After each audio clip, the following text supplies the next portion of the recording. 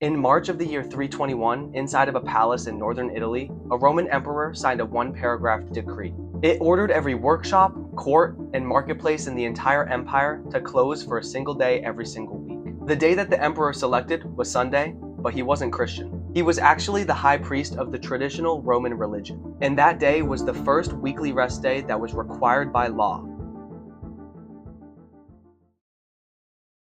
Welcome back to the History of PTO, a series brought to you by Vacation Tracker. My name is Nick, and over the past 2 episodes, we've talked about the workplace, ancient Egypt, and imperial China. Today, we're doing something a little bit different. We're going to look at where the weekly day off actually came from. The story involves 3 different religions, 3 different days, and one Roman emperor that just could not pick a side. Before the Sabbath, there was the moon. The Babylonians, about 3,000 years ago, observed a calendar of unlucky days. The 7th day of every lunar month, the 14th, the 21st, and the 28th.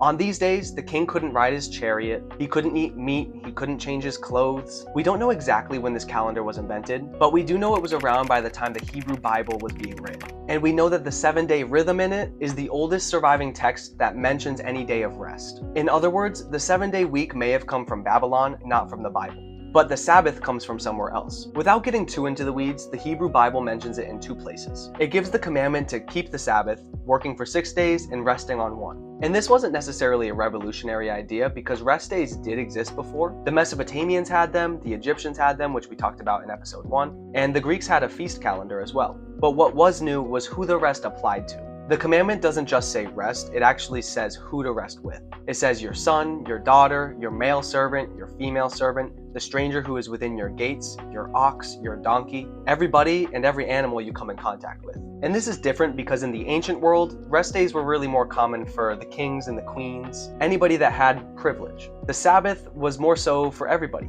even slaves. And we do know that this was observed in Jewish communities throughout Rome as well. The idea was even mocked by Roman writers, saying they can't understand why an entire people would waste 1 full day in every 7 on doing nothing. But by the early 4th century, the Roman Empire was in a state of transition. The Emperor Constantine had ended the persecution of Christians in 313. Constantine wasn't himself a Christian, but he was keeping his finger on the pulse of the empire, where they had a scattered Jewish population and a growing minority Christian population. Then, on March 7th of 321, he signed the edict that we started the episode with. And that was the day he decided that everything would be closed down for 1 day a week, and it was called the Day of the Sun. At the time, it was already a Christian tradition, being the Lord's Day, and it also sat next to the Jewish Sabbath on Saturday. The genius of Constantine's edict was that it pleased everybody at the time. Pagans got their solar holiday, Christians got their day of worship, Jews continued to observe Saturday as they had for centuries, and the Roman state got something they never had, a weekly day where the entire workforce shut down completely. And this, believe it or not, is the foundation of the modern work week. Within 100 years of the decree, the Roman Empire would split, and 200 years after the decree, the western half would fall. But the institution that he created of having some sort of weekend would stay for another 1600 years. And even 300 years after Constantine, another religion in the Arabian Peninsula would do something similar.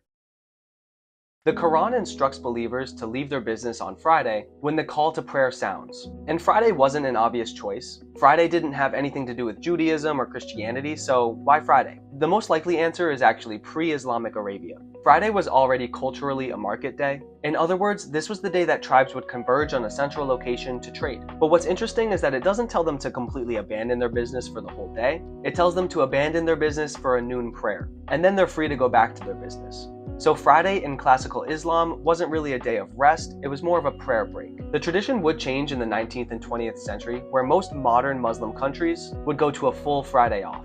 This means that by the year 700, 3 separate large religions had separate rules for resting every single week. And one medieval city was a melting pot for all 3 of these situations. And that's because in southern Spain, all 3 traditions overlapped. In the 9th century, Córdoba was the biggest city in Europe. It contained the largest mosque and synagogue in Western Europe, and it also contained a substantial Christian community that worshipped at Sunday Mass. It was the most religiously layered urban area in the medieval world, and it produced, for several centuries, the most culturally rich and prosperous city in the entire world. One interesting thing about the medieval period, especially for the Christians in the world, was that they ended up building something even larger. Over time, every saint would get its own feast day, and on the saint's feast day, the church would call for prayer, processions, and reduced labor. So this meant that by the late medieval period, the European Christian calendar contained somewhere around 160 saint days, plus Sundays, and the multi-day clusters like Christmas, Easter, and some other harvests throughout the year. So this means that if you added it all up, these medieval Christians had something like 170 days of reduced labor or no labor. That's almost half the year. A medieval peasant would have crashed the Vacation Tracker app if they had it back then.